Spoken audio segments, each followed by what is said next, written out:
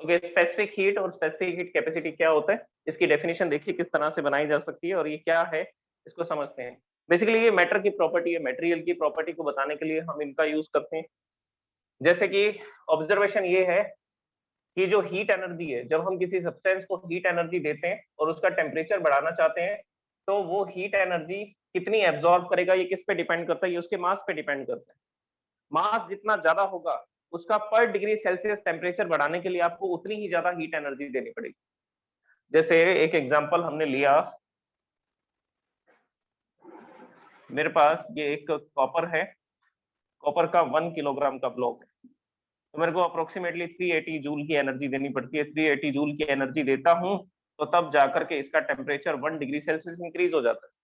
तो मैंने बर्नर लगा करके इसको गर्म करना शुरू किया, इस कॉपर को 380 जूल जब मिल जाते हैं तो 1 डिग्री सेल्सियस टेम्परेचर बढ़ जाता है। ओके, अब हम लोग क्या करेंगे, इसके टेम्परेचर को इंक्रीज करेंगे, लेकिन क्या कर देंगे, मास को डबल कर देंगे। यहाँ पर ये जो सब्सटेंस था, ये कॉपर जो था वो 1 किलोग्राम का था, लेकिन इस जगह पर हमारे पास जो कॉपर है वो कितने किलोग्राम का है, वो 2 किलोग्राम का, जस्ट डबल है। तो आपको अब हीट एनर्जी भी डबल देनी पड़ेगी। टेम्परेचर यहाँ पर भी कितना इंक्रीज कर रहे हैं, टेम्परेचर यहाँ पर भी 1 डिग्री सेल्सियस ही इंक्रीज कर रहे हैं, लेकिन अब आपको कितनी हीट एनर्जी देनी पड़ेगी, अब आपको डबल हीट एनर्जी देनी पड़ेगी। ओके, तो बेसिकली ये देखा गया कि जब मास डबल कर देते हैं तो हीट एनर्जी जो वो एब्जॉर्ब करेगा पर डिग्री सेल्सियस टेम्परेचर बढ़ाने के लिए, वो भी डबल हो जाता है। सेकंड फैक्टर है, the heat absorb by the substance is directly proportionate to change in temperature. जैसे इसका टेम्परेचर 1 डिग्री से, अब देखो अब मास कांस्टेंट रखना पड़ेगा। अब हम लोग किसको कांस्टेंट कर देते हैं, मास।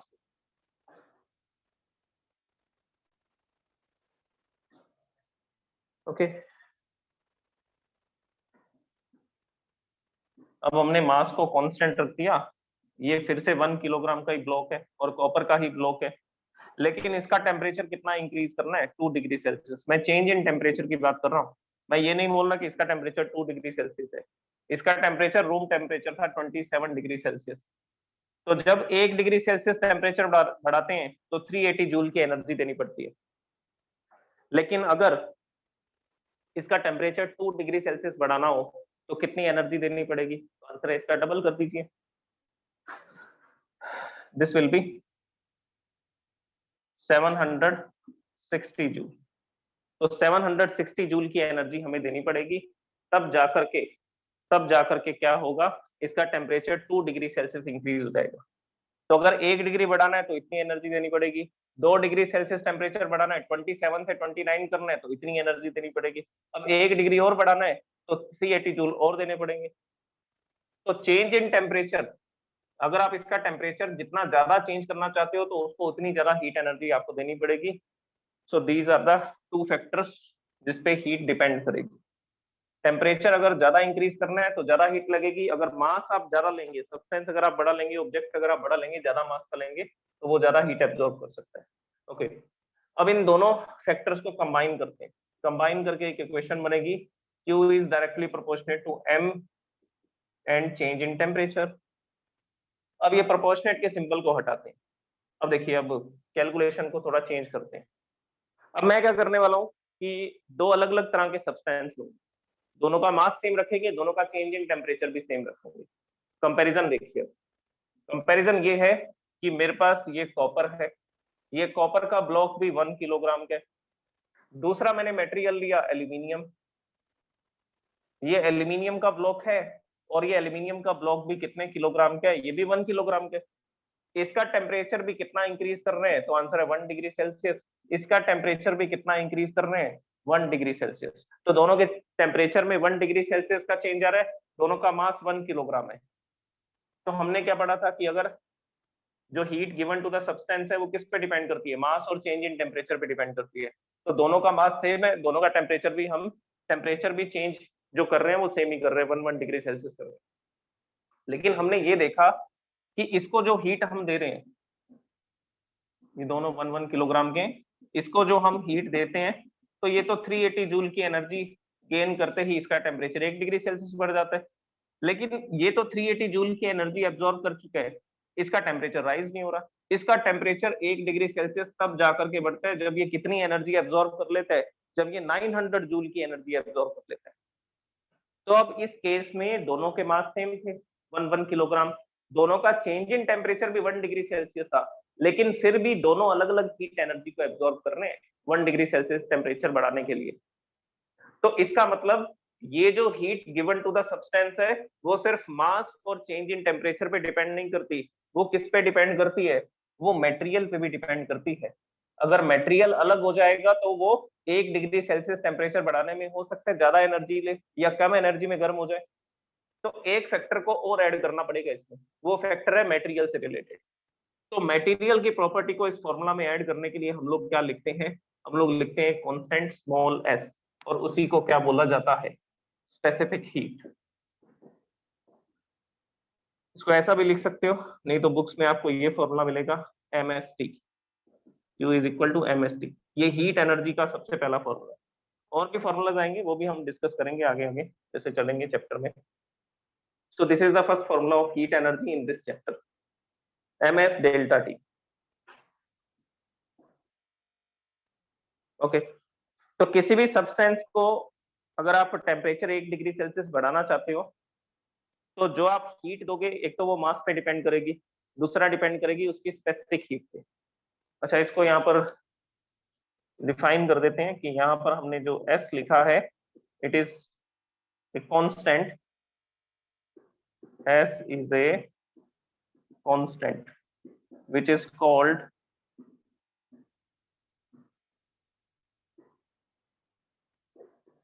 specific heat of the substance, specific heat of the substance. It depends on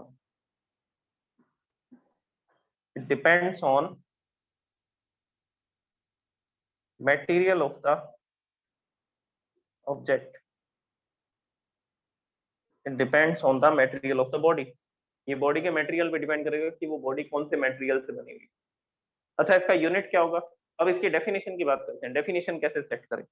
तो इसके लिए कुछ एक्सपेरिमेंट करते हैं, उस एक्सपेरिमेंट से हम इसकी डेफिनेशन को बना देंगे।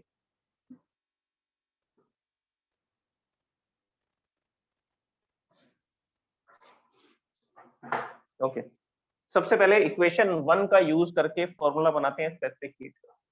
तो स्पेसिफिक हीट का फॉर्मूला क्या बनेगा, ये m इधर मल्टीप्लाई में, डेल्टा T मल्टीप्लाई में उधर जाएंगे तो किसमें आ जाएंगे, डिवाइड में आ जाएंगे। So S is equal to Q upon M delta T। So this is the formula of the specific heat. अच्छा, इसकी यूनिट क्या बनेगी? यूनिट यहाँ से बना सकते हैं। हीट एनर्जी को किस में मेजर करते हैं? तो आंसर है हीट एनर्जी को मेजर किया जाता है जूल में। हीट एनर्जी को मेजर किया जाता है जूल में। इसके बाद में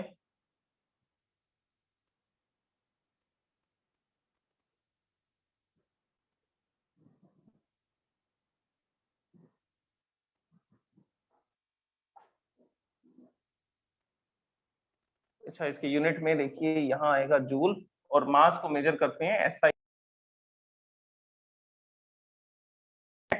केल्विन में। तो ये इसकी यूनिट बनेगी जूल पर किलोग्राम पर केल्विन। तो या आप इसको लिख सकते हो joule kilogram inverse and kelvin inverse, ऐसा भी लिख सकते हो। सो this is the SI unit. आप इस यूनिट को ऐसा भी देख सकते हैं, पर डिग्री सेल्सियस भी लिख सकते हैं। तो क्वेश्चन में पर डिग्री सेल्सियस लिखा होगा तो वो SI यूनिट ही है। SI यूनिट क्यों कंसीडर कर रहे हैं? क्योंकि डिग्री सेल्सियस में अगर 2 डिग्री सेल्सियस का चेंज हो रहा है तो केल्विन में भी 2 केल्विन का चेंज आएगा। तो यहाँ पर हमें क्या लिखना है, यहाँ पर हमें चेंज इन टेम्परेचर को लिखना है। यहाँ पर हमें किसको लिखना है, चेंज इन टेम्परेचर को लिखना है।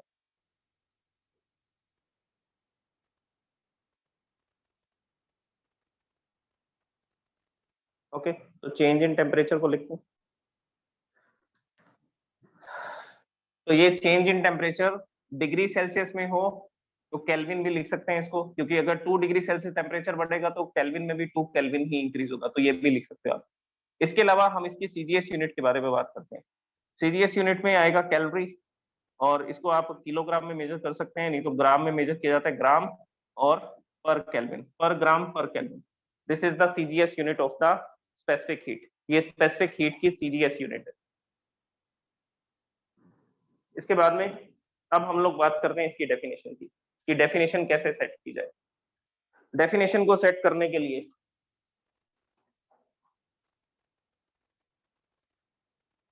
हम लोग एक एक्सपेरिमेंट की बात करते हैं। जैसे कि हमारे पास एक एल्यूमिनियम का ब्लॉक है, दिस इज एल्यूमिनियम, और इसका मास कितना है, इसका मास है 5 किलोग्राम। अब हम लोग क्या कर रहे हैं, इसको बर्नर से क्या करेंगे, इसको बर्नर से हीट एनर्जी देंगे। तो यहाँ पर हम लोग इसको हीट देना शुरू कर रहे हैं, और कितनी हीट दे चुके हैं, तो आंसर है हम लोग 4500 जूल की हीट एनर्जी को इसको दे चुके हैं, और ये इसको एब्जॉर्ब कर चुका है एल्यूमिनियम का ब्लॉक। और हमने देखा कि इसका टेम्परेचर कितना इंक्रीज हुआ, कितना इसके टेम्परेचर में चेंज आया, 1 डिग्री सेल्सियस का चेंज आया। तो अब ये सारा ये जो एक्सपेरिमेंट था कि 5 किलोग्राम एल्यूमिनियम था, इसको हमने 4500 जूल की एनर्जी दी, तब जाकर के इसका टेम्परेचर 1 डिग्री सेल्सियस बढ़ा। तो अगर मैं ये सारी वैल्यूज को इसमें पुट कर दूंगा, तो देखिए क्या इक्वेशन बनेगी। S is equal to total heat given to the substance 4500 joule, and mass of the substance is 5 kilogram, and change in temperature is 1 degree Celsius. इसको सॉल्व करोगे ये कैंसिल हो जाएगा, so this will be 900 joule पर kilogram पर kelvin. तो aluminium के 1 kilogram का टेम्परेचर, अगर आप 1 किलोग्राम एल्यूमिनियम लेते हैं और उसका टेम्परेचर 1 केल्विन इंक्रीज करते हैं, 1 किलोग्राम एल्यूमिनियम लेते हैं और उसका टेम्परेचर 1 केल्विन इंक्रीज करते हैं, तो उस समय आपको कितनी एनर्जी देनी पड़ती है, तो उस समय आपको एनर्जी देनी पड़ती है 900 जूल। कितनी एनर्जी देनी पड़ती है, 900 जूल की energy. So this is the specific heat of the aluminium. ये किसकी स्पेसिफिक हीट है, एल्यूमिनियम की। ओके, तो अब हम लोग क्या करते हैं, इसकी डेफिनेशन को देखो, डिफाइन करते हैं। तो अब ये वाली चीज मैं इस एक्सपेरिमेंट में लिखता हूँ, जो ये मैंने कैलकुलेट किया ना 900 जूल पर किलोग्राम पर केल्विन, इसको लिखते हैं। तो मेरे पास कितने किलोग्राम का ब्लॉक होगा, तो आंसर है 1 किलोग्राम का, और इसका टेम्परेचर कितना राइज करना है, इसका चेंज इन टेम्परेचर करना है 1 डिग्री सेल्सियस। तो इस समय पर ये कितनी हीट को एब्जॉर्ब कर लेगा, अगर 1 किलोग्राम एल्यूमिनियम का टेम्परेचर 1 डिग्री सेल्सियस बढ़ाना है तो वो 900 जूल की एनर्जी को एब्जॉर्ब कर लेगा। This is called specific heat of aluminium. लेकिन इसकी जनरल डेफिनेशन क्या बनेगी, जनरल डेफिनेशन के लिए हम लोग ये करेंगे कि जो भी ऑब्जेक्ट लेंगे वो 1 किलोग्राम का लेंगे। एक्सपेरिमेंट करने पड़ेंगे, एल्यूमिनियम 1 किलोग्राम लिया, उसको गर्म करके देखा, फिर कॉपर 1 किलोग्राम लिया, उसको गर्म करके देखा, टंगस्टन को लिया, उसको 1 किलोग्राम लिया, उसको गर्म करके देखा। तो उन सारे एक्सपेरिमेंट से हमने ये स्पेसिफिक हीट कैलकुलेट किया।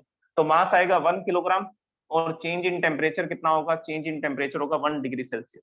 तो 1 किलोग्राम मटेरियल लेना है, उसका टेम्परेचर 1 डिग्री सेल्सियस बढ़ाना है। अब ये वैल्यू इसमें पुट कर दो, then S is equal to, यहाँ आएगा Q, मास है 1 किलोग्राम और टेम्परेचर कितना चेंज कर रहे हैं, टेम्परेचर 1 चेंज कर रहे हैं, 1 डिग्री सेल्सियस या 1 केल्विन चेंज कर रहे हैं। तो डिवाइड बाय 1 लिखने का तो कोई मतलब नहीं है। तो हमने जितनी भी हीट एनर्जी इस सब्सटेंस को दी, that is called specific heat of the substance. तो डेफिनेशन यहां से बनेगी, if an object of 1 kilogram, if an object of mass 1 kilogram is heated and its temperature increases by 1 degree Celsius, अगर 1 kilogram के substance को गर्म किया गया और उसका टेम्परेचर 1 डिग्री सेल्सियस इंक्रीज हुआ, तो इसका सीधा सा मतलब ये है कि उस समय आपने उसको जितनी heat energy the, that heat energy is called specific heat of the substance. तो डेफिनेशन लिखते हैं, डेफिनेशन लिखेंगे, the heat required to raise the temperature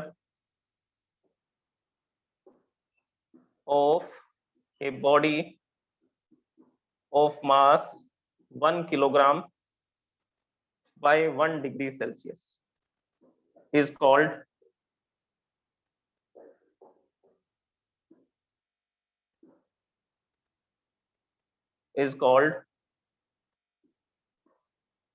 specific heat S of the substance of the material। तो ये material की property है, ये मैंने यहाँ लिख दिया था, it depends on the material of the object, material या सब्सटेंस पे डिपेंड करेगा। सो this is the definition. 1 kilogram के ऑब्जेक्ट का टेम्परेचर 1 डिग्री सेल्सियस बढ़ाने के लिए जितनी हीट एनर्जी हमें देनी पड़ेगी उसी हीट एनर्जी को क्या बोला जाता है, उसी हीट एनर्जी को बोला जाता है specific heat of the substance. Okay, अब हम कुछ मटेरियल्स की स्पेसिफिक हीट को डिस्कस करते हैं कि कौन कौन से मटेरियल की स्पेसिफिक हीट क्या क्या होती है।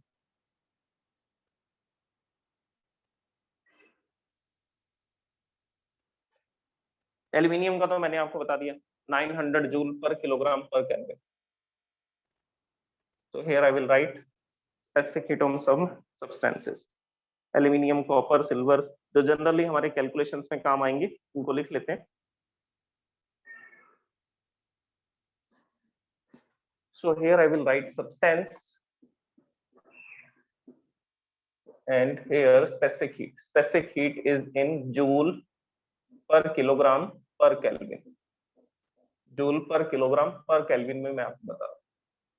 सबसे पहले एल्यूमिनियम, एल्यूमिनियम की हमने देखी थी 900 जूल पर किलोग्राम पर केल्विन। कॉपर, कॉपर की होती है 386.4 के आसपास। 386 पे लिख सकते हो, एग्जैक्ट वैल्यू ये याद रख सकते हो 386। सिल्वर की होगी 236। सिल्वर जिसको एजी से लिखा जाएगा 236 जूल। तो जब 1 किलोग्राम सिल्वर लेंगे और उसका टेम्परेचर आपको 1 डिग्री सेल्सियस बढ़ाना है तो वो 236 जूल की एनर्जी एब्जॉर्ब करेगा 1 किलोग्राम सिल्वर। इसके बाद हम लोग लिखते हैं कुछ और सब्सटेंसेस को, जैसे कि लेड, टंगस्टन, कार्बन। लेड जिसको पीबी से लिखा जाता है, प्लम्बम बोला जाता है। टंगस्टन डब्ल्यू से लिखा जाता है, वुल्फ्रैम। एंड कार्बन,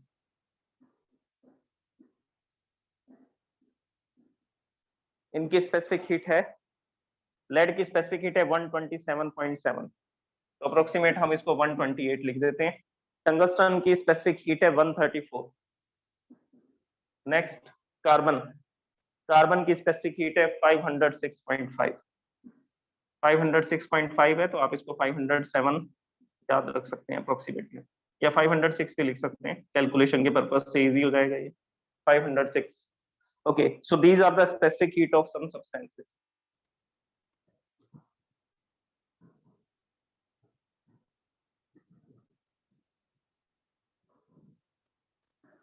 अब इसमें देखिए सबसे जल्दी कौन गर्म होगा इन सब में से, तो आंसर है tungsten.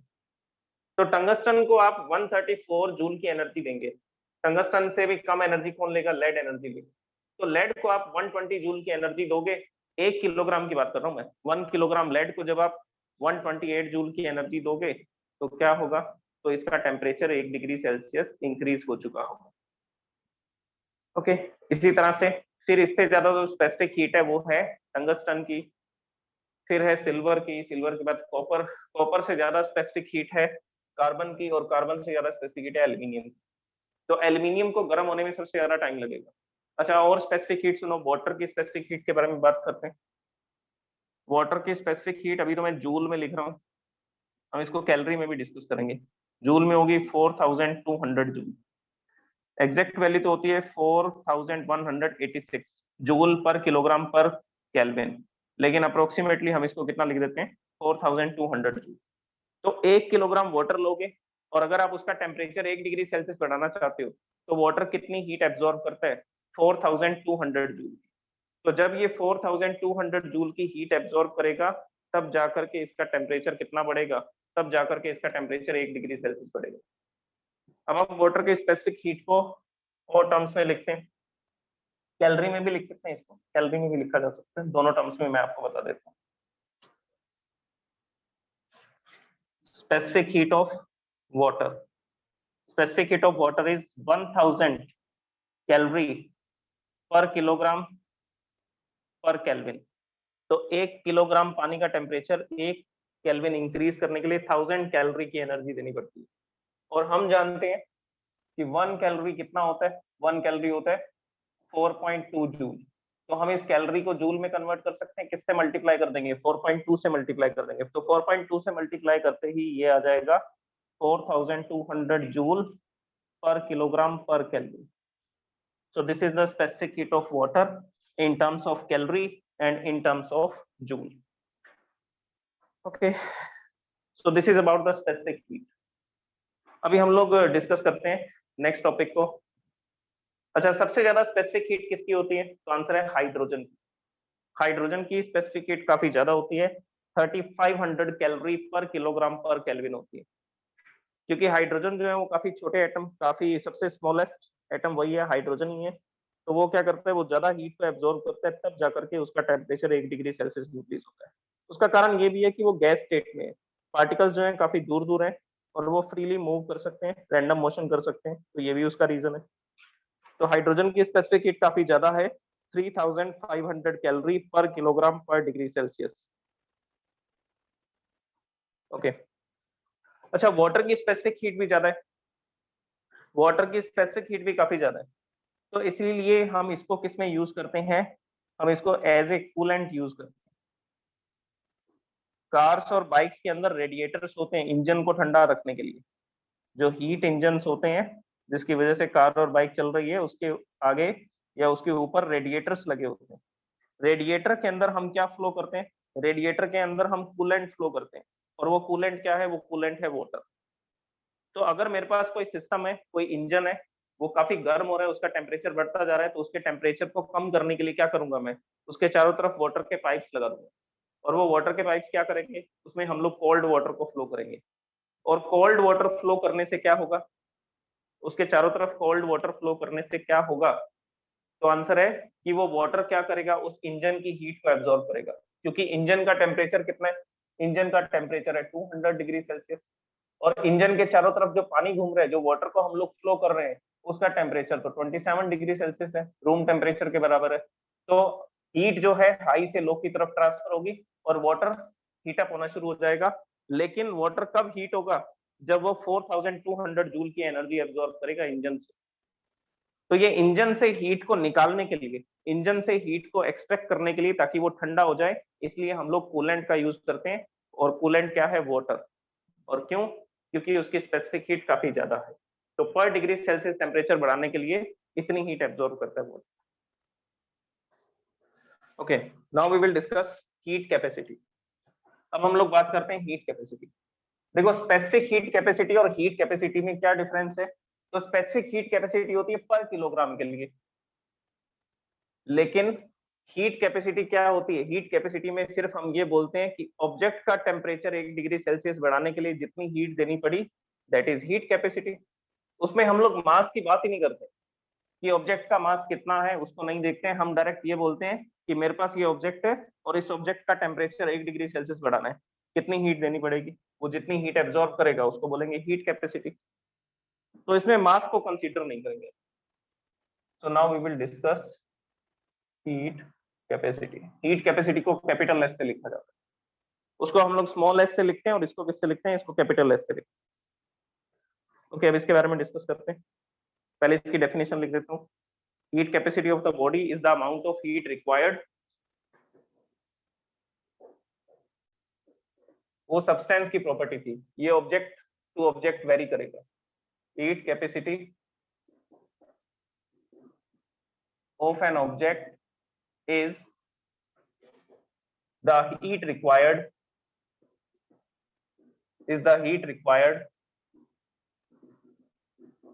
to raise the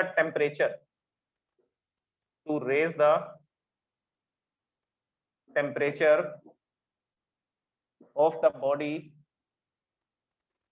required to raise the temperature of the body by 1 degree Celsius। यहाँ पे बॉडी लिख देते हैं, of a body is the heat required to raise the temperature of the body by 1 degree Celsius। तो basically ये कहना चाह रहा है कि हम जितनी भी हीट देंगे उसको, वो डायरेक्टली किस पे डिपेंड करती है, चेंज इन टेम्परेचर पे डिपेंड करती है। हम इसमें ये नहीं देखेंगे कि ऑब्जेक्ट कितने मास के, कितने मास का। जैसे मैंने आपको एक एग्जांपल बताया था अभी कि मेरे पास ये एल्यूमिनियम का ब्लॉक है, ये एल्यूमिनियम है और इसका मास 5 किलोग्राम है, होगा, ठीक है। लेकिन मेरे को इसका टेम्परेचर कितना बढ़ाना है, मेरे को इसका टेम्परेचर बढ़ाना है 1 डिग्री सेल्सियस। तो टेम्परेचर को 1 डिग्री सेल्सियस इंक्रीज करने के लिए कितनी हीट देनी पड़ेगी, मेरे को इसको 4500 जूल की हीट सप्लाई करनी पड़ेगी। और ये जो 4500 जूल है, इसी को तो हम क्या बोल रहे हैं, इसी को तो हम लोग हीट कैपेसिटी बोल रहे हैं। तो यहाँ पर ये प्रोपोर्शनेट के सिंबल को हटाएंगे और एक कांस्टेंट लगा देंगे, that constant is heat capacity, उसको बोला जाता है हीट कैपेसिटी। डेफिनेशन क्या बनेगी? डेफिनेशन बनेगी Q अपॉन डेल्टा टी, इस फॉर्मूला से। तो इसी फॉर्मूला से तो ये डेफिनेशन लिखी है मैंने कि किसी भी सब्सटेंस का टेम्परेचर पर डिग्री सेल्सियस बढ़ाने के लिए जितनी हीट रिक्वायर्ड होती है उसी हीट को क्या बोला जाता है? Heat capacity. उसी हीट को क्या बोला जाता है? Heat capacity. अब देखिए इसको मैं अलग अलग टर्म्स में लिखता हूँ।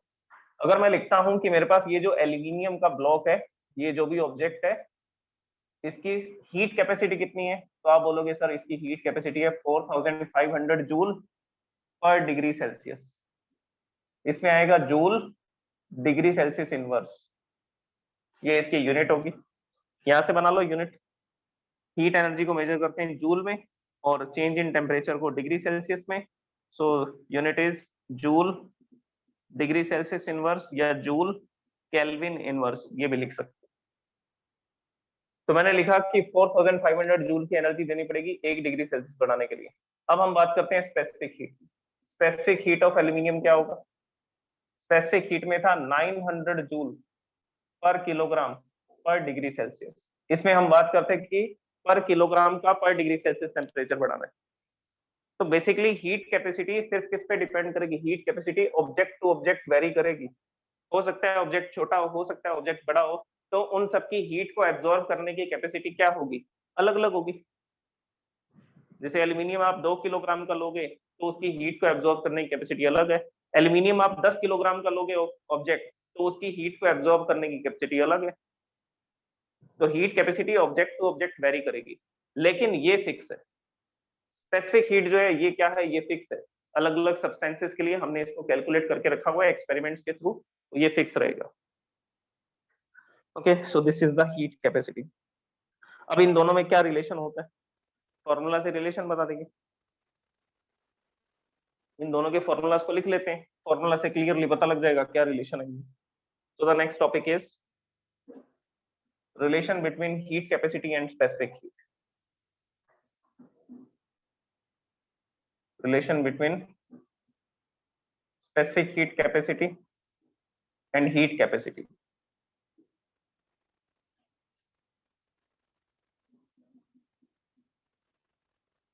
स्पेसिफिक हीट को स्मॉल एस से लिखते हैं, फॉर्मूला होता है Q m डेल्टा टी, और हीट कैपेसिटी को लिखा जाता है कैपिटल एस से, और फॉर्मूला होता है Q अपॉन डेल्टा टी। तो मैं ये वाली वैल्यू यहाँ पुट कर देता हूँ, देख लीजिए ये वैल्यू यहाँ पुट कर देते हैं, ये लिखा हुआ Q अपॉन डेल्टा टी। तो Q अपॉन डेल्टा टी की जगह पर कैपिटल एस लिख देते हैं। तो इक्वेशन फर्स्ट और इक्वेशन सेकंड का यूज करके हम लोग लिख सकते हैं S is equal to capital S divide by M. तो वो जितनी भी हीट एब्जॉर्ब कर रहा है उसके डिवाइड में उसका मास कर दीजिए। वो जितने भी मास का ऑब्जेक्ट है, तो जितनी हीट उसने एब्जॉर्ब की पर डिग्री सेल्सियस टेम्परेचर इंक्रीज करने के लिए, डिवाइड बाय मास करते ही क्या आ जाएगी? उसके डिवाइड में उसका मास कर दोगे तो क्या आ जाएगी? Specific heat. So this is the relation between specific heat and heat capacity. तो ये रिलेशन होता है इसके अंदर। आसान डेफिनेशन है, मुश्किल नहीं है, यूनिट्स भी इजीली आप निकाल सकते हैं इसकी। ओके, कल हम लोग डिस्कस करेंगे मोलर स्पेसिफिक हीट के बारे में, कि मोलर स्पेसिफिक हीट क्या होती है। सॉलिड्स के लिए, लिक्विड्स के लिए मोलर स्पेसिफिक हीट की एक ही वैल्यू होती है, लेकिन गैसेस के लिए मोलर स्पेसिफिक हीट की दो वैल्यूज होती हैं, एक कांस्टेंट प्रेशर पे, एक कांस्टेंट वॉल्यूम पे। तो उसको हम लोग कल डिस्कस करेंगे। अभी बताओ भी किसी को डाउट है तो हैंड रेज कीजिए।